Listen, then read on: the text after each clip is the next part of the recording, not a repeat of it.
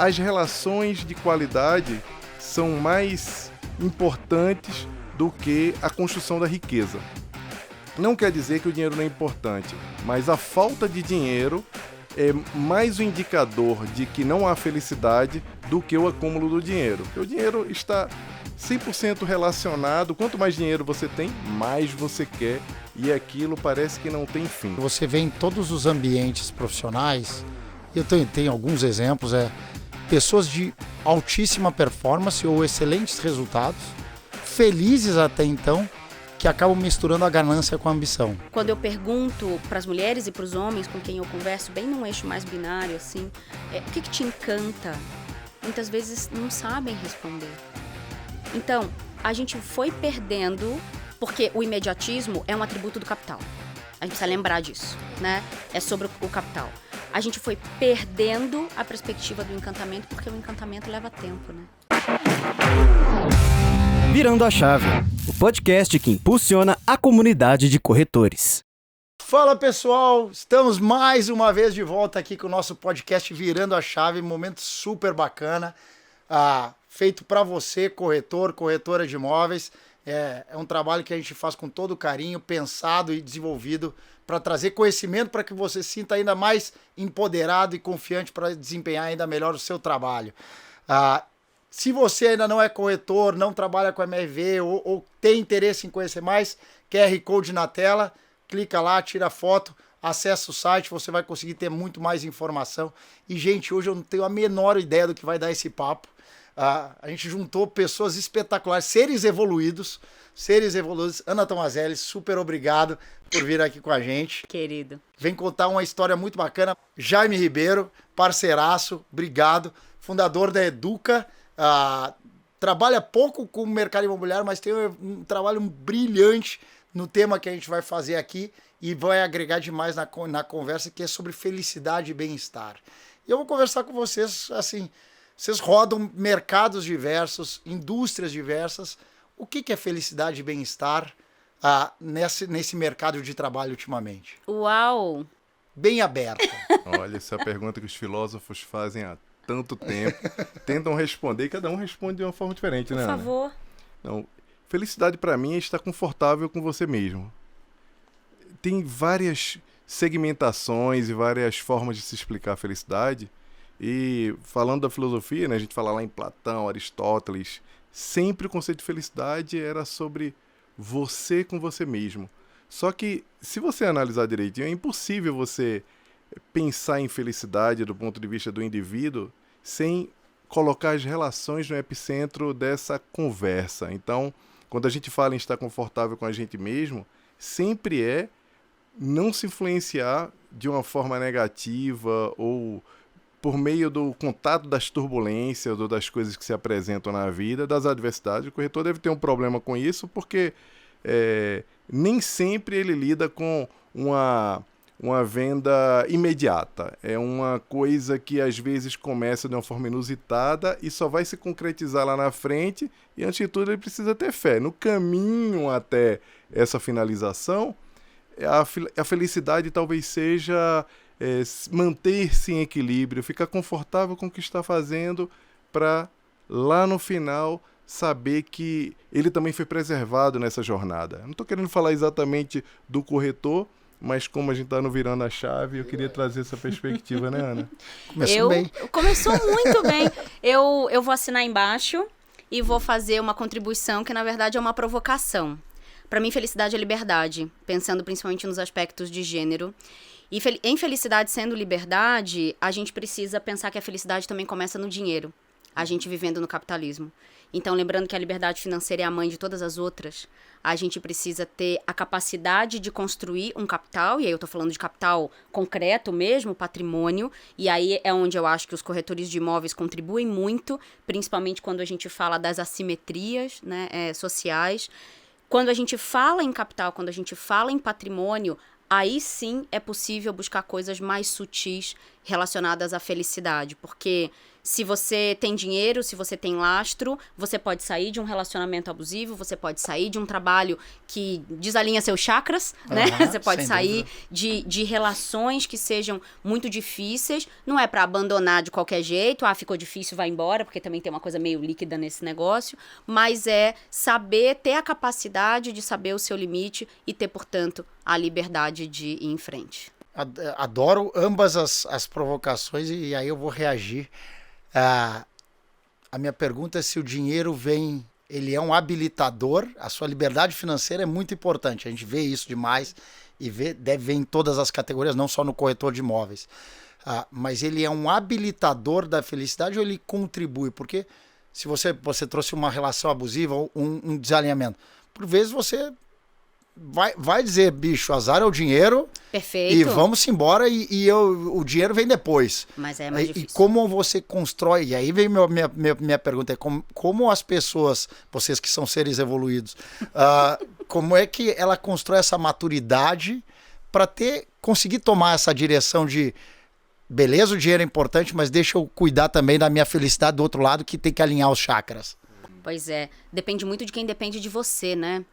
Nesse sentido. Então, quando a gente pega uma estatística que o Brasil tem entre 5,5 milhões e 8 milhões de crianças sem o pai na certidão, a gente coloca na mulher uma responsabilidade não só pelos filhos, e aí eu tô falando de sustento mesmo, além da questão pedagógica, emocional e operacional, mas também a responsabilidade de pais idosos. A gente está vivendo uma geração que a gente tem chamado de sanduíche, meio sanduichada. Então, quando você tem pessoas que dependem de você, principalmente do ponto de vista da saúde, e, por exemplo, estão numa determinada localidade, e você nem queria mais morar ali, mas você precisa, de alguma forma, morar ali para cuidar daquelas pessoas, e isso impacta muito, mesmo que você tenha dinheiro, né?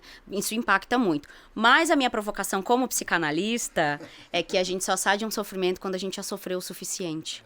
E aí, de fato, o dinheiro ele vai ser muito mais um meio, ele vai ser um agravante ou não, um ofensor ou não, um facilitador ou não. Mas a hora que sofre o suficiente, a gente levanta e vai embora. Adorei essa frase. Eu vou trazer mais uma provocação para a gente poder fazer o looping aqui, e eu acho que a conversa decola, né? Existe uma pesquisa que começou em 1938. É a pesquisa mais longa de que se tem notícia, e vocês provavelmente já devem ter sido impactados, que é um dos TEDs mais populares que existem, tem mais de 25 milhões de visualizações, que é a pesquisa sobre a felicidade, sobre o que faz com que uma pessoa seja feliz.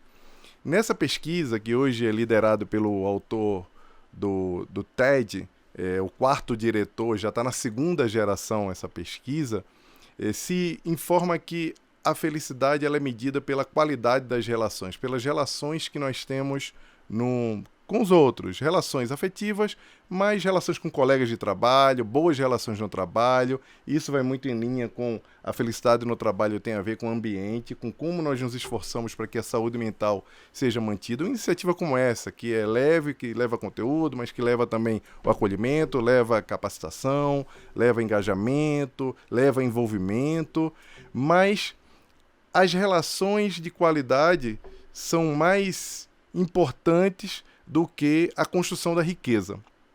Não quer dizer que o dinheiro não é importante, mas a falta de dinheiro é mais um indicador de que não há felicidade do que o acúmulo do dinheiro. Porque o dinheiro está 100% relacionado. Quanto mais dinheiro você tem, mais você quer.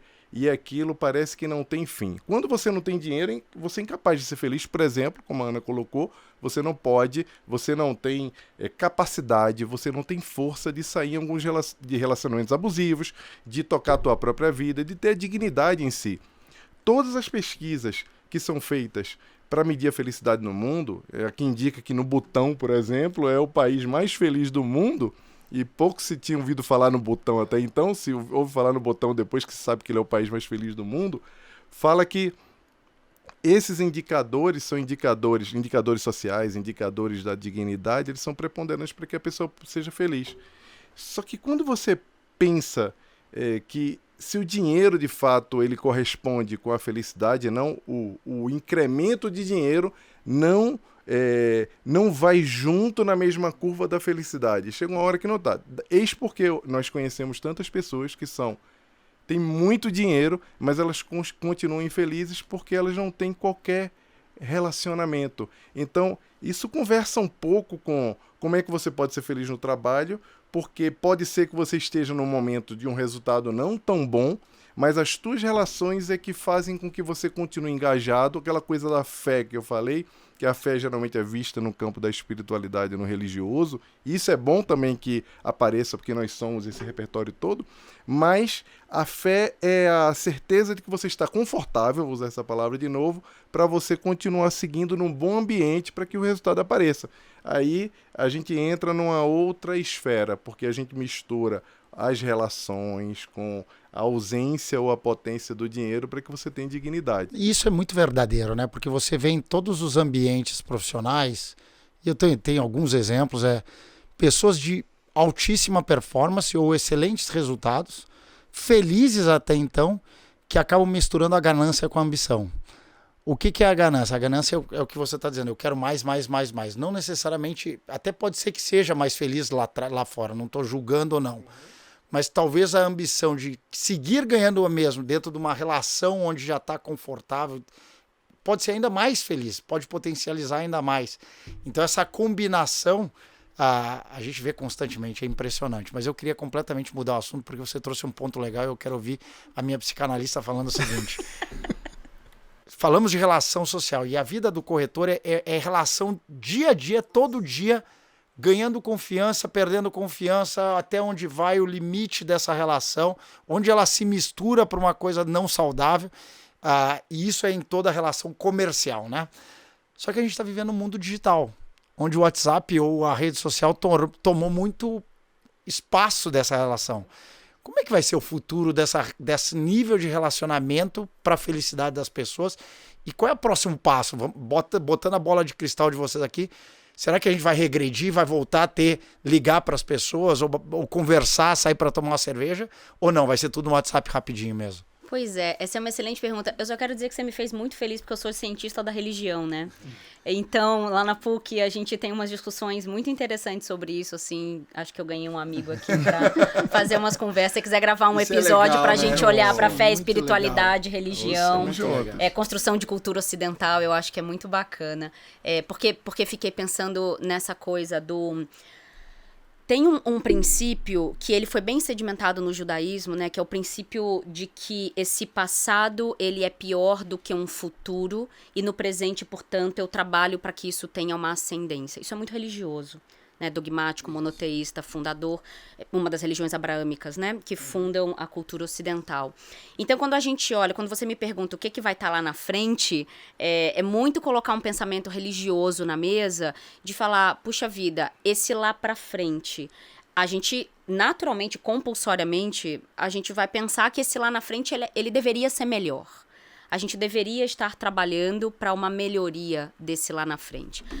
O que eu fico pensando qual vai ser a idade das pessoas que vai estar lá na frente, né? Que idade é essa que vai reconfigurar esses relacionamentos, considerando que todo mundo ouve áudio no WhatsApp vezes 2, e aí as pessoas têm pouca paciência para isso aqui.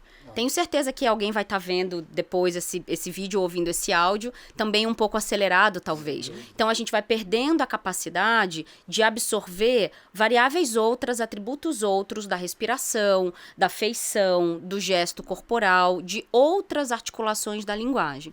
Considerando o digital, onde a gente já perde bastante coisa sensorial, digamos assim, a minha perspectiva é que o digital ele vai avançar para um lugar de maior sensorialidade, mas não de menor velocidade. Qual é o problema? Isso é incompatível com a evolução humana. O nosso olho não é preparado para tanta luz assim, para tanta velocidade assim. As nossas emoções, a gente não tem musculatura emocional para lidar com as críticas da internet. Então, a minha leitura é que a gente está no meio de um processo histórico.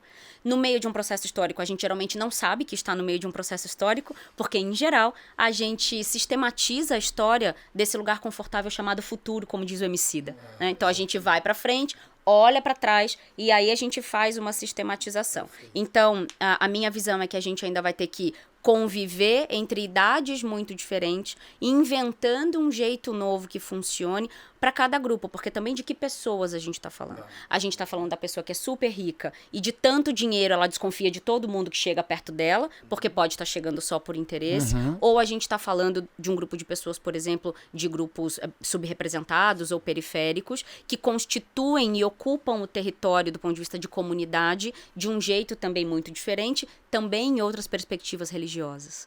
Então, eu não gosto de olhar para nada sem olhar para a religião, porque a religião ela ainda é muito fundante do nosso comportamento, Sim. mesmo que a gente não perceba isso. Isso é muito legal.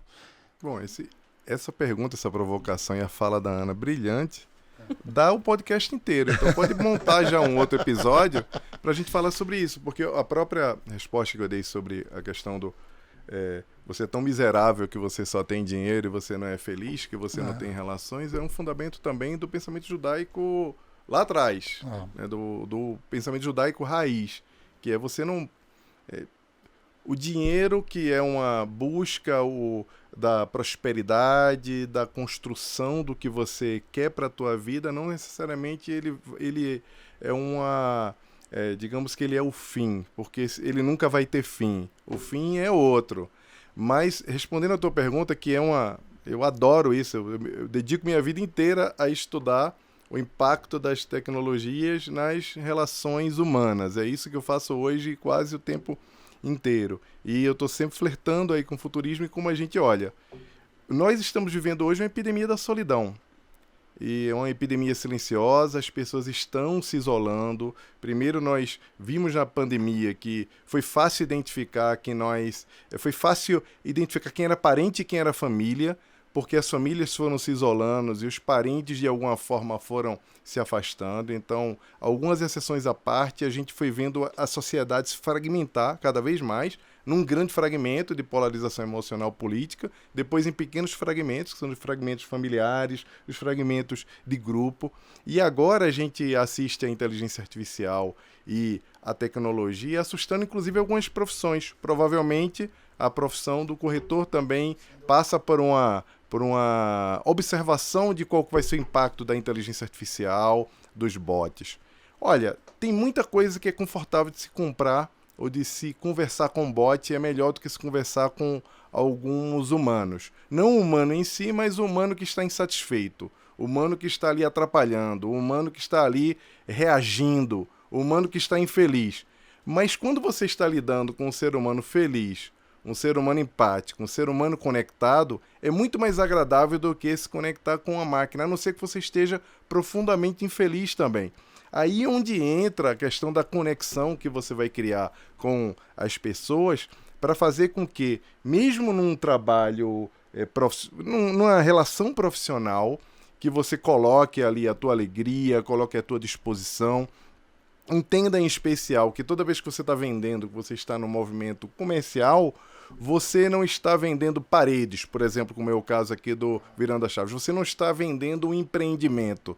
Quem está comprando um sonho.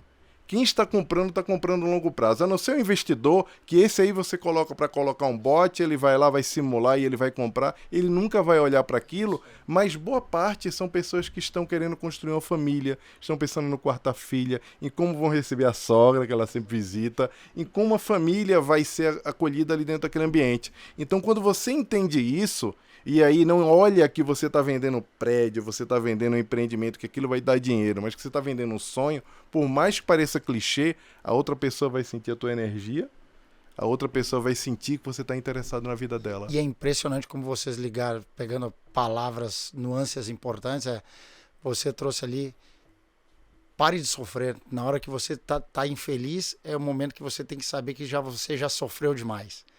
E você trouxe exatamente o ponto de quão feliz você tá para ser melhor que a máquina. Então as duas combinações é o futuro, em teoria, tá sendo escrito hoje, mas é exatamente o como você está se posicionando dentro do lugar onde você está, se você está feliz com isso que você está fazendo, ou se você está sofrendo, e se isso vai guiar a sua jornada para o futuro. Porque isso é que vai direcionar, é você protagonista daquilo que você está construindo para sua carreira ou para sua vida, pensando no longo prazo. E acho que isso constrói um pouco. E qual é o duro do mercado imobiliário, e aí trazendo um pouco para o mercado imobiliário? É o imediatismo. como o corretor vive do imediatismo e vive da frustração constante de não, para quantos nãos ele recebe antes de ter um sim? Na nossa conta são 5, para alguns outros são 6, para outros pode ser 2, mas pode ser muito mais. E aí a frustração gera, por isso que é um mercado que é constantemente de rotação. As pessoas, como não tem uma barreira de entrada, você entra, você é corretor, amanhã você não é mais corretor. Hoje você é corretor, amanhã não é mais corretor. E as pessoas se aventuram. Por quê? Porque é possível, parece fácil, mas aí a caixa começa a cair na cabeça, é não, e aí não suporta a frustração. E esse imediatismo é que acho que para o corretor que está nos ouvindo hoje como é que ele vai tratar com esse imediatismo para frente, né? Pois é, me deu vontade de fazer uma pesquisa, porque psicanalista trabalha com associação livre, né? Então vem umas imagens na cabeça. Enquanto você falava, as imagens que me vinham eram assim. As pessoas acham que é fácil, ok, concordo super, mas será que elas não ficam... Eu tenho 2 hipóteses. A primeira, será que ela tem lastro financeiro para aguentar o tempo do não? Perfeito. Ela tem dinheiro guardado em caixa, os boletos dela estão pagos? Essa é a primeira coisa. A segunda, o quanto ela suporta não ser amada. Porque cada não que você toma é uma condição de rejeição. Você pessoaliza a depender das suas feridas de infância. Então você introjeta num lugar que você muitas vezes não consegue despersonalizar. E quando você fala de futuro, para mim, o afeto é revolucionário. Por isso que eu tomo muito cuidado com essas correntes de internet que falam eu estava com ficante e estava muito emocionado. Qual é o problema de manifestar afeto? Qual é o problema de se importar, de cuidar, de perguntar, de querer algo mais? Onde é que a gente se perdeu? Sim. E que a gente não se conecta. E aí eu tenho uma frase lá no meu Instagram que eu digo que ser romântica é minha ruína, né? Que eu sou uma moça do século XIX, uma jovem senhora do século XIX, sou monogâmica por convicção, né? Que eu falo, vou entregar muitas revoluções, assim. A quebra da monogamia não é uma delas. Então eu sou uma princesa da Disney, né? Da década de 80, a criança da década de 80 cresceu desse jeito. Mas eu fico muito... atenta, assim, estudo muito também, esse aspecto romântico mesmo no sentido mais literal da coisa, né? Romântico no sentido do cuidado, do elogio, do envolvimento e a perspectiva do encantamento para mim. Quando eu pergunto para as mulheres e para os homens com quem eu converso, bem num eixo mais binário, assim, o que te encanta? Muitas vezes não sabem responder. Então, a gente foi perdendo... Porque o imediatismo é um atributo do capital. A gente precisa lembrar disso, né? É sobre o capital. A gente foi perdendo a perspectiva do encantamento porque o encantamento leva tempo, né? E acho que esse é o ponto principal, se a gente traz um pouco para essa relação do vendedor ou do corretor, no caso que a gente está falando, é o quanto ele... Acho que você trouxe 2 insights super relevantes. Acho que o primeiro é quanto ele está... disposto a ser negado. Essa é uma, talvez, a primeira pergunta eu até tenho a resposta para você e a resposta é não. Tá bom. Ele não é lastreado. Ele não é lastreado. Tá bom. A segunda essa é mais profunda, porque aí depende muito do âmago da pessoa, do que veio lá de trás da história dele, que vai te levar para frente. E quem lida bem com essa frustração, quanto você está preparado para sobrepor essas frustrações, você vai mais longe, né? E acho que isso é um pouco do que prepara o futuro. Isso aí, de toda forma, desenha um futuro um pouco mais complexo para o próprio mercado, porque nós estamos diante de uma geração extremamente frágil, uma geração que cresceu e vem crescendo e que serão os futuros corretores ou os corretores que estão entrando agora no mercado e que passaram boa parte da vida recebendo muito sim. E olha, isso não é um atributo só das crianças de classe média alta que antes eram.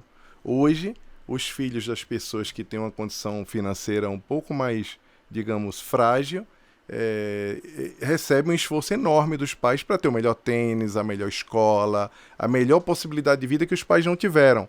De alguma forma, isso é uma resposta de que a vida vem dizendo sim para essa geração durante muito tempo, e quando eles estiverem diante do não, isso já vem acontecendo dentro das empresas, o imediatismo por promoção, o imediatismo de resultado. Quando você está diante de um caminho um pouco mais longo, você se frustra mais rapidamente.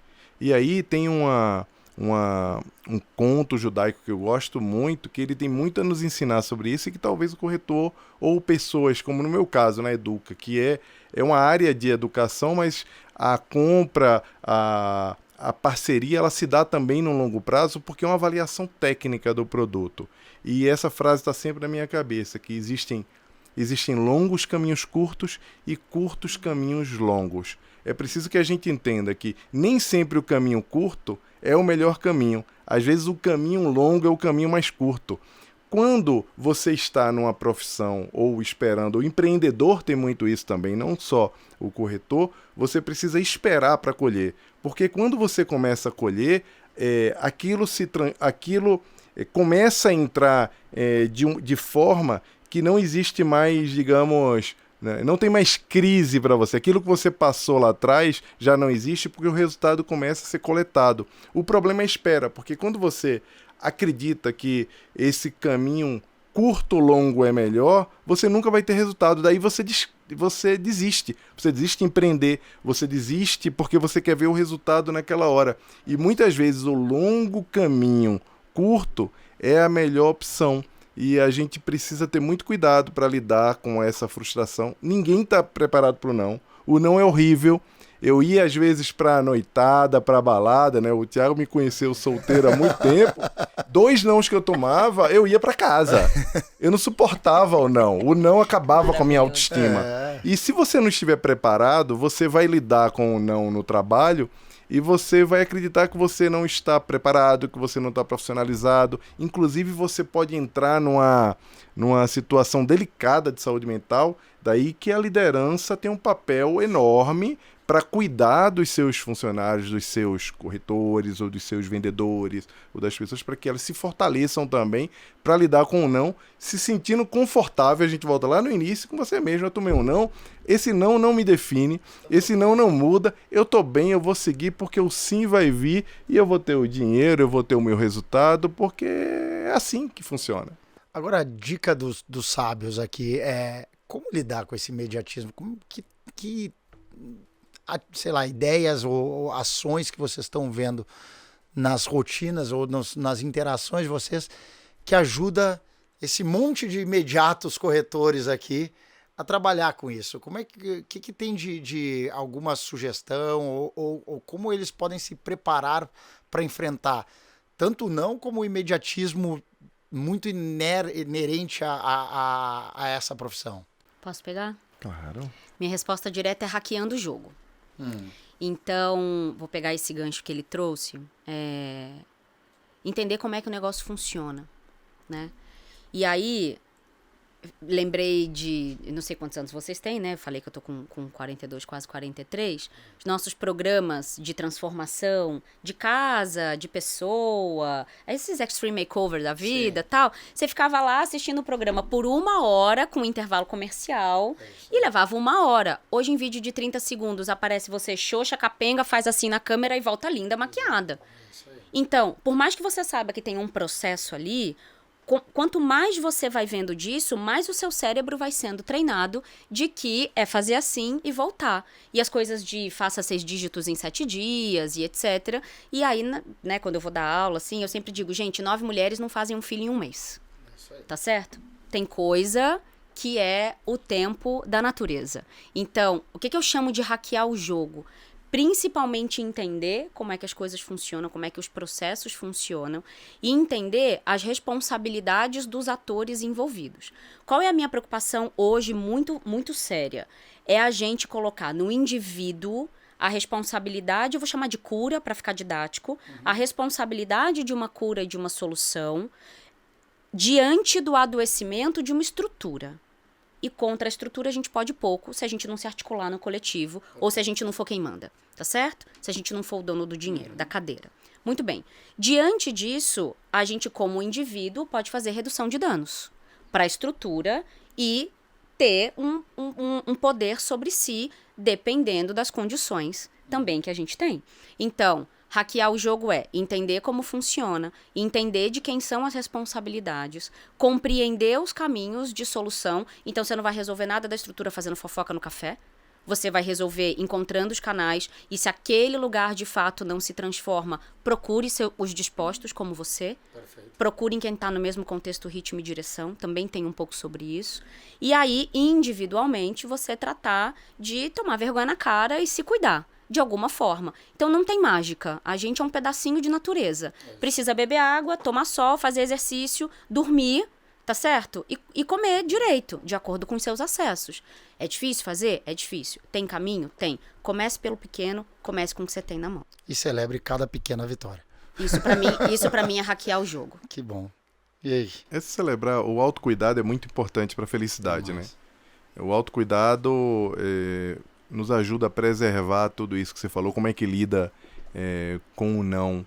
Então eu acho que está muito alinhado com o que eu penso de como é que você pode lidar com essa negativa, né? Com a vida batendo, né? Outro dia eu estava gravando com a Helena Galante lá do podcast Jornada da Calma. E daí a gente falando nas pequenas conquistas, eu lembro que a minha filha tinha 3 meses, a Luísa. E daí eu não conseguia treinar, eu não conseguia ir para academia, eu não conseguia me cuidar. Então um dia eu troquei de roupa, coloquei a roupa, né, para ir para academia, então me arrumei, mas eu não consegui, porque acabou que entrou numa situação que eu não fui lá. E ela falou: "E aí, Jaime, o que você fez?" Eu falei: "Eu não fiz nada, eu celebrei." Liguei pro personal e falei: "Cara, eu tô muito feliz que hoje eu consegui colocar roupa." Então eu já dei um passo. Eu não fui para academia, mas eu já coloquei a roupa. Então a gente precisa também identificar e se acolher nos momentos que parecem fracasso e que às vezes são vitórias também. São os pequenos passos. Hoje eu dei mais um passo, eu aprendi alguma coisa. Não é negativo assim que parece que ia ser positivo, parece que estava tudo certo e você tomou uma invertida. Você fala: "Poxa, aqui houve um aprendizado. Essa falha aqui eu não cometo mais." Então a gente vai acolhendo também, não é vivendo no mundo de Bob, ou acreditando que tudo tá perfeito. Não, existem coisas horríveis, coisas a concorrência às vezes vai bater, às vezes o cliente é tóxico também. Ninguém está preparado para ter essa conversa, a gente fala sempre que o cliente tem sempre razão, mas há clientes que são tóxicos, há clientes que abusam, há clientes que não são bacanas e que muitas vezes você, se não tiver muito protegido, você pode entrar num buraco emocional. E você traz, acho que talvez é uma das coisas que eu mais vi nesse meu período de mercado imobiliário, é a síndrome do impostor. Uhum. As pessoas são muito boas, são muito competentes, mas aí quando você tem uma invertida, tem uma situação que você estava muito confiante que ia ter o sucesso e ela se torna não um fracasso, mas um resultado não conforme você esperava, você já se penaliza extremamente e aí você começa a construir a sua derrocada. Então é muito normal você ver uma ascendência muito grande de um corretor, de um gerente, de uma imobiliária, e que daqui a pouco parou de aprender ou parou de evoluir, ou então teve uma invertida e aí começa numa situação muito negativa. Claro, como é que é decepcionar o meu pai e a minha mãe? É isso. Como é que é? É emocional, lidar né? com isso. No final das contas é emocional. Depende do que você ouve a vida inteira, depende do que você quer entregar. E aí muitas vezes a gente pede dos outros o que não é, a gente desloca o pedido, desloca a responsabilidade. Tem gente muito perversa no mundo, e num país que foi colonizado por exploração e que escravizou pessoas por tanto tempo, as relações de poder, elas vão ficando muito espelhadas em todos os lugares, assim, elas vão entrando em todos os lugares. Então, você é o corretor, você está aqui para me servir, é no meu horário, é no meu jeito, eu posso atrasar quanto eu quiser, dane-se a sua agenda. Quer dizer, tem uma coisa de quem está para me servir, principalmente se essa pessoa que me serve tem a cor da pele negra e eu tenho a cor da pele branca, ou se é uma mulher e eu sou um homem. Então, a gente vai olhando para essas relações, para esses marcadores sociais. Sim. E vai aprendendo, e aí quando muita gente me pergunta assim, mas como é que melhora a saúde mental e tal? Bom, sendo uma pessoa decente, né? Que não atrapalha o mundo, para começar. Para começar, ter o básico. Para começo de conversa, né? Então, quando a gente consegue estabelecer relações que são respeitosas, seguras psicologicamente, mas principalmente quando a gente decide uma postura ética diante do mundo, que é difícil também. É difícil, então, quando eu puxo muito pro dinheiro, é porque ter dinheiro também ajuda a gente a dar limite pros outros. né? A destruir relações de dependência, a romper relações de dependência. Então, dar limite para os outros, para mim, é um grande, como diz a Isabela Camargo, né, que é embaixadora lá do IPFEM, da ONG que eu fundei, são EPIs da saúde mental, né? Ela tá lançando o movimento dos EPIs da saúde mental. Exato. Super bacana. Então, puxa vida, legal. dar limite é um EPI da saúde mental. E é uma coisa que entende? a gente muitas vezes não... Acho que como você trouxe da nova geração, todo mundo querendo sempre melhorar ou agradar, a gente acaba esquecendo exatamente desse limite. E acho que a gente vive uma situação, uma crise ética. Você falou de uma epidemia da solidão, mas eu acho que a gente vive uma tão grande quanto, que é uma fragmentação do sentimento de o que é ético e o que não é ético, o que é correto e o que não é correto, né? Tem uma história que eu conto muito. Às vezes eu vou fazer palestra e falo, alguém já assistiu minha palestra? Vocês já me ouviram falar sobre isso? Aí você ouviu porque eu não vou contar. Aí algumas pessoas levantam a mão, eu falo, mas eu vou... Aí eu começo a contar, eu falei, já estou eu contando de novo, vocês vão ter que ouvir de novo. Que é na Segunda República, no livro 2 da República de Platão, existe um mito que eu gosto muito, que ele ensina muito sobre isso, que é o Anel de Giges. Giges era um pastor que estava ali pastoreando, estava passeando, e de repente teve uma tempestade e abriu um buraco no chão. Esse buraco abriu, quando ele olhou, tinha um gigante lá, deitado, e o gigante estava morto. Ele foi lá observar o gigante, quando viu que tinha um anel, pegou aquele anel para ele, colocou no dedo e foi embora. Se encontrou novamente com os outros pastores que estavam em reunião, fazendo contagem das ovelhas, para poder reportar aquela contagem ao rei. Então ele olhou, pegou o anel, mexeu e colocou para dentro assim a pedrinha, e ele viu que as pessoas pararam de vê-lo. Ele voltou assim a pedrinha e as pessoas começaram a interagir com ele novamente. Então ele percebeu que ele estava com o anel da invisibilidade. Então ele, que era um cara extremamente correto, extremamente bacana, uma pessoa muito respeitada, depois que ele percebeu que o anel deixava ele invisível, ele teve uma ideia. Ele falou, me dá aqui as ovelhas, a contagem que eu mesmo vou reportar ao rei. Chegando lá no palácio, não sei como ele fez isso, mas ele seduziu a rainha com a invisibilidade dele, depois assassinou o rei e virou o monarca daquela região. Então Platão conta essa história por duas razões. Primeiro ele conta para falar que o que você é capaz de fazer quando ninguém está vendo o que você está fazendo, para falar que a conquista moral, o agir da forma correta, não é por conta de uma punição ou não, porque geralmente as pessoas agem com ética, geralmente as pessoas agem da melhor forma porque elas podem ser pegas. Ou do ponto de vista religioso, elas agem bem porque elas podem ter alguma recompensa lá do outro lado. Ou elas podem não ter essa recompensa e serem punidas do outro lado. Então Platão provoca dizendo que moral, a conquista do que você é e ser ético, é quando você faz aquilo ali independente da punição acontecer ou não. Daí, quando você transforma essa mesma lição que Platão traz com o mito do Anel de Giges, para o dinheiro, ele fala que também mostra que a riqueza, a conquista e aquilo que você pode ter na tua vida não necessariamente passa por fazer as coisas erradas, porque apesar de Giges fazer tudo isso, ainda assim ele era infeliz. Ou seja, pode tudo, essa crise da ética é uma crise que é factível. A gente olha e fala, não, tá bom, Tiago, a gente vem de uma cultura que a gente fala em fazer o correto sempre. Sempre a gente encontrar a melhor forma de fazer as coisas. Mas, às vezes o vendedor, o profissional, até uma empresa, o empresário, olha para o lado e vê pessoas que não são tão boas. O corretor deve isso. Pô, eu tenho que fazer o correto, eu vou ser bacana, eu vou ser honesto, mas fulano lá é um picareta e ele tá rico, ele continua vendendo, ele continua encantando clientes, eu faço correto e eu não prospero. Será que vale a pena eu continuar sendo correto? Aí, talvez você tenha que pensar, peraí, fulano que não é ético, que não é bacana e que parece que está construindo riqueza, provavelmente é uma pessoa que sabe fingir muito. Aí você tem que tomar uma decisão. Você é bom em fingir ou você é bom em ser bom? Talvez seja melhor você continuar sendo bom em ser bom, porque o resultado com certeza vai vir, porque você vai se conectar com pessoas. E o fulano que é bom em fingir, em algum momento isso vai ter um fim, porque ninguém consegue fingir a vida inteira. E ele tem um castigo, né? Essa pessoa que sabe fingir, o castigo dele é ser ele mesmo, né? E ele carrega isso pro resto da vida, né? Ele que convive com ele, obrigatoriamente, pro resto da vida. Gente, que papo delicioso. Super obrigado. Nós somos de Platão. A Isabela Camargo. Voamos por todos os lados aqui. Falamos bastante de religião.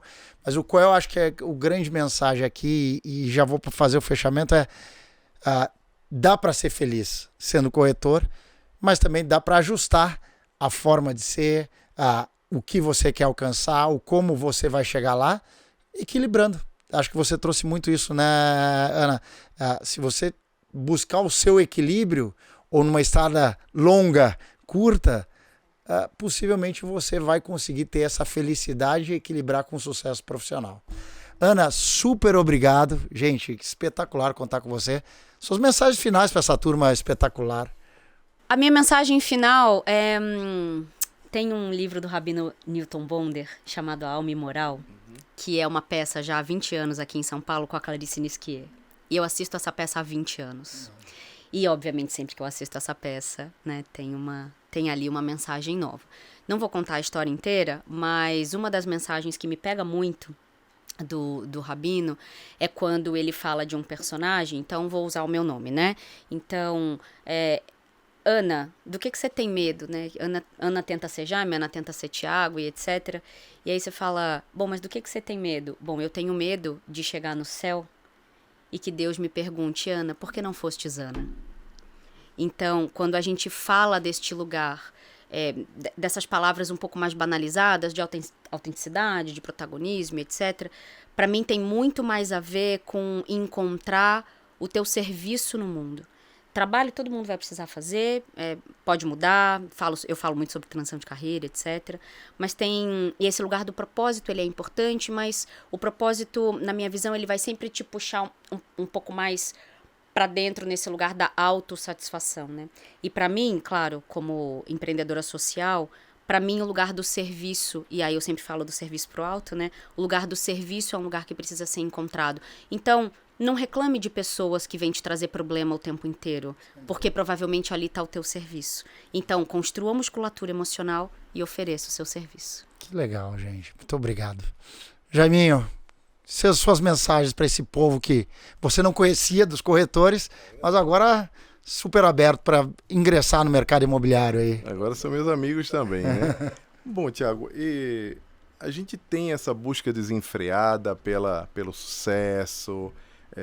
Tem um filósofo que eu gosto muito chamado Byung-Chul Han. Sou assim um seguidor do Byung-Chul Han, né? No meu Instagram, se chegar lá, você vai ver, tem um ranking dos livros do Byung-Chul Han. É um cara que realmente tem um impacto muito grande na minha vida, que ele fala da sociedade do cansaço, da autocobrança, do esgotamento que a gente mesmo se proporciona. Esse esgotamento que talvez leve à desistência, leve ao adoecimento, leve à falta de cuidado de saúde mental. E a gente, quando observa no mundo corporativo, as pessoas estão muito ocupadas e preocupadas em serem importantes. Enquanto você se ocupa ou se preocupa em ser importante, a vida acha importante que você seja mais humano. Então essa humanidade, quando é colocada na venda, quando é colocada no nosso dia a dia, a nossa vulnerabilidade, a nossa forma de ser, a forma como nós nos conectamos com o outro, a forma como nós somos nós mesmos. Essa passagem do Rabino Newton Bonder lembra muito a outra passagem lá que tem na Gênesis, que é a história de Esaú e Jacó, que é o quem formou, que depois se transformou em Israel. Jacó só se transforma em Israel e forma todo o legado que a gente entende hoje da cultura judaico-cristã ocidental que influencia a todos nós, depois que ele se assume como ele mesmo. E às vezes as pessoas querem copiar o outro. Jacó queria ser Esaú, ele queria ser todo mundo, menos Jacó. Então Deus, no momento, aparece com ele, começa a lutar e ele pergunta quem é você. E aí quando Deus pergunta para ele quem é você, ele fala Jacó. Ele, agora você se reconhece, agora você sabe o seu nome. Que bom que você agora é Jacó. A partir de agora você não é mais Jacó. Você agora se chamará Israel e você vai fundar não é? A partir daí a gente entende que a gente precisa ser a gente mesmo, estar confortável com a gente mesmo. Eu volto lá para o início, porque confortável com a gente mesmo e colocando a humanidade, a gente vai ter essa serenidade, essa tranquilidade para esperar o tempo de colher. Que colher é quando o ciclo de prosperidade vem e o corretor, de fato, ele sabe que é um mercado rentável, é um mercado que dá retorno, vai dar dinheiro, vai prosperar, e não só os picaretas, as pessoas que procuram os curtos caminhos longos, mas as pessoas que procuram os longos caminhos curtos também estão preparadas para serem bem-sucedidas. Sensacional. Gente, isso é porque é uma aula. Muito obrigado aos dois. Eu só tenho a pedir para todos vocês, aproveitem muito, porque isso aqui foi sensacional. Muito obrigado, gente. Virando a Chave é um podcast oferecido por MRV & Co. e está disponível no YouTube e nas principais plataformas de áudio. Siga o podcast no Spotify ou na Amazon, assine no Apple Podcasts, se inscreva no Google Podcasts ou no YouTube, ou favorite na Deezer. Assim você será notificado sempre que um novo episódio for ao ar. Se você estiver ouvindo no Spotify, deixe a sua avaliação. Foi um prazer ter a sua audiência. Nos vemos no próximo episódio.